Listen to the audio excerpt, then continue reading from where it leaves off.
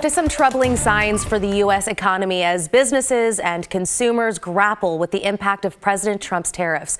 The Commerce Department says the economy shrank 0.3% in the first quarter of this year. The U.S. economy took a hit in early 2025, shrinking by 0.3%, a number that caught every major analyst off guard. Days later, the White House rolled out a massive new tariff package, and the ground hadn't even stopped shaking. Factories were still reeling when fear started to settle in. Investment dried up, orders slowed to a crawl, and one of America's oldest automakers, Ford, began to wobble. Not because demand vanished, but because Washington turned the screws. Ford didn't make a big show of it. No press conferences, no public pleas, just a quiet admission buried in an earnings call. Profit projections slashed by $1.5 billion.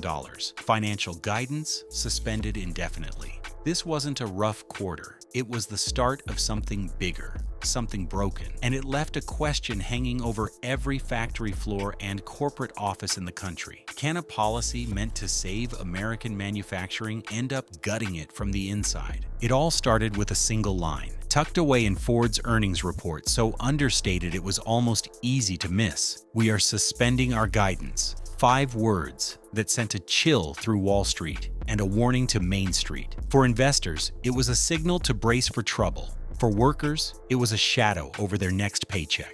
Ford had entered 2025 expecting to rake in $7 to $8.5 billion in profit. Then the tariffs hit. 25% on imported light-duty vehicles designed to force companies to build in the U.S. By July, Ford had cut $1.5 billion from its forecast and told investors not to expect clarity anytime soon. The numbers told a brutal story. Net income plummeted 64% from $1.3 billion a year ago to just $473 million. Revenue dropped 5% to $46 billion, a slide analysts called a tremor that could crack into something worse. Shares tanked over 2% in after-hours trading, erasing billions in market value. It wasn't panic. It was a recalibration of trust. The tariffs were sold as a lifeline for American workers, a way to bring manufacturing home. But Ford's supply chain wasn't built for slogans. It was built for efficiency. 3 of its top-selling models, assembled in Mexico, suddenly became too costly to import. Ford had to raise prices, risking sales in a market already battered by inflation. Then China, a key growth market for Ford's electric SUVs and sedans, hit back with a 145% tariff on U.S. vehicles. Ford pulled out, suspending export routes and freezing launch plans. Dealers in Shanghai and Beijing were left with cars they couldn't sell. Inside Ford, the mood shifted from growth to survival. Meetings that once planned expansions now focused on cutting costs. Factories paused, hiring froze. An executive told reporters, off the record, that Ford felt like a startup again. Scrambling, pivoting, living day to day. A century-old giant, a symbol of American grit, was now watching the clock, hoping the next policy wouldn't unravel another thread. This wasn't just Ford's fight. The shockwaves hit the entire auto industry. General Motors delayed its investor call, scrapped a $4 billion stock buyback, and put global projects on hold. Stellantis froze hiring and delayed equipment upgrades. Toyota paused investments in its Kentucky and Ontario plants, citing policy uncertainty. The message was clear. Don't make big bets, not now, maybe not for a while. The impact reached workers fast. In Ingersoll, Ontario, union leaders told employees to hold off on big purchases. No new loans, no risks. Plants in Oakville and Windsor sent workers home or cut shifts to half capacity. These weren't failing factories. They were just on the wrong side of a border that suddenly mattered again. The term echoing through break rooms wasn't restructuring.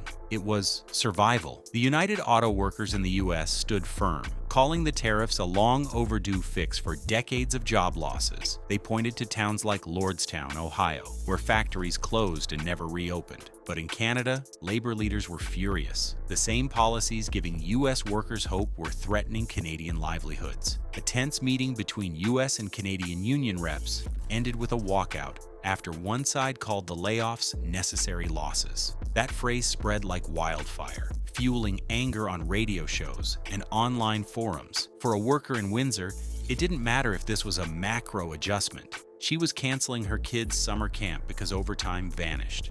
She was sweating her car payment. The North American auto industry, once a seamless network of parts, labor, and logistics, was fracturing along lines drawn by politics, not economics. The tariffs didn't just disrupt today's profits, they threatened tomorrow's progress. For years, automakers have banked on electric vehicles as the future, cleaner, smarter, and critical for 2030 climate goals. But EVs rely on parts from Asia, lithium-ion batteries from China, motors from Japan, chips from Taiwan, and South Korea. Now every shipment faces new tariffs, driving up costs and delays. Ford's 2 new EV models, set for 2026, are now on ice. A Mexican supplier, already paid to start motor assembly, is stuck waiting. A 1-year delay could keep millions of gas-powered cars on the road. A carbon problem no one's talking about. Beyond parts, it's about confidence. Charging station partnerships are stalling.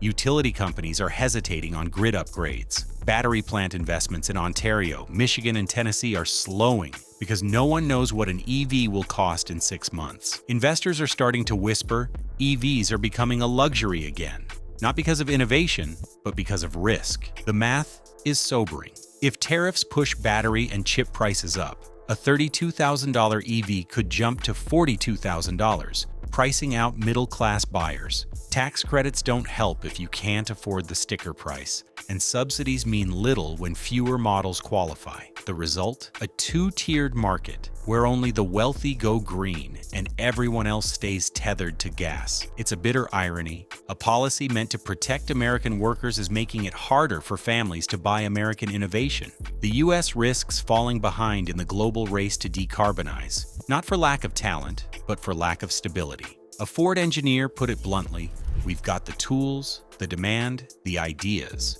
What we don't have is a steady playing field. Every delay, every canceled model adds up, not just in dollars, but in emissions, lost momentum, and a dented reputation on the world stage." This is bigger than Ford or even the auto industry. It's about what happens when economic nationalism collides with decades of global integration. Supply chains built for efficiency are being forced to redraw borders overnight. Executives who once managed trillion-dollar networks are now firefighting, handling shipment delays, cost spikes, and rumors of plant closures. The system that took 30 years to build is unraveling, not because of market failures, but because of political choices. The question isn't just about jobs, it's about who gets to shape the future. If labor alliances crack, trade routes collapse, and factories idle, who's really being protected? A worker in Ontario doesn't care about campaign promises when her shift's cut. A supplier in Mexico doesn't care about America first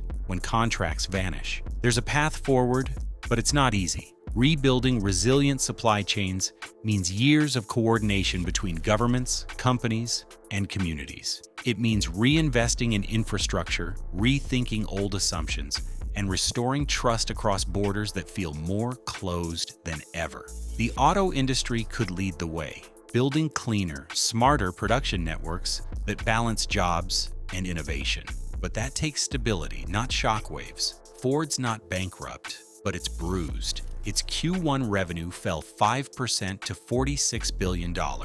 Net income dropped to $473 million, and shares took a hit. The company's fighting to hold ground, but the bigger fight is for clarity, for rules that don't shift with every tweet or tariff. This isn't just about where cars are made, it's about whether America can protect its workers without losing its place in a global economy. The stakes are high. The world's moving toward a greener future, but the U.S. risks being left at the gas pump. Ford's engineers have the vision, but they need certainty to deliver. Every stalled project, every frozen plan is a step backward, not just for profits, but for progress. The tariffs were meant to secure America's future, but they're making it harder to reach. If this is what protection looks like, what's the cost? For the workers, the families, the communities tied to these factories, the answer's clear. It's not just about cars, it's about trust, stability, and a future that's slipping away, one policy at a time.